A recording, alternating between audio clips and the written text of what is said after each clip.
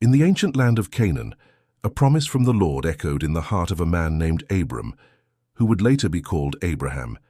Yet the fulfillment of this divine covenant, a son to continue his lineage, tarried long, and the years advanced upon him and his wife Sarai.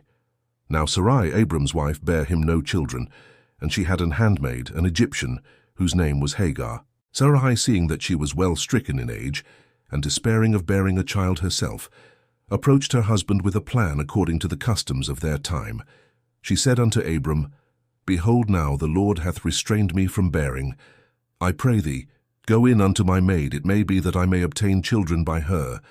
And Abram hearkened to the voice of Sarai. Thus Hagar, the Egyptian handmaid, was given to Abram to be his wife.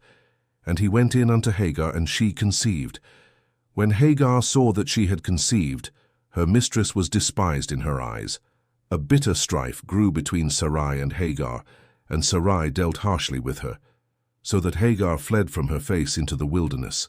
But the angel of the Lord found her by a fountain of water in the wilderness, on the way to Shur.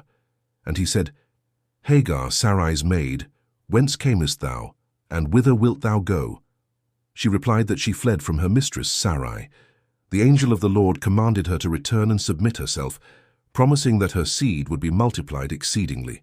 The angel of the Lord then declared a prophecy over the child she carried in her womb. Behold, thou art with child, and shalt bear a son, and shalt call his name Ishmael, because the Lord hath heard thy affliction, and he will be a wild man. His hand will be against every man, and every man's hand against him, and he shall dwell in the presence of all his brethren. Hagar obeyed the word of the Lord and returned to the house of Abram.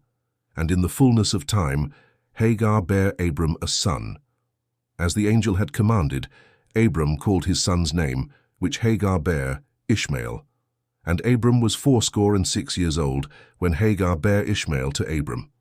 This was the firstborn son of Abraham, born of the flesh, before the promised child, Isaac, would later be born to Sarah in her old age, according to the Lord's covenant.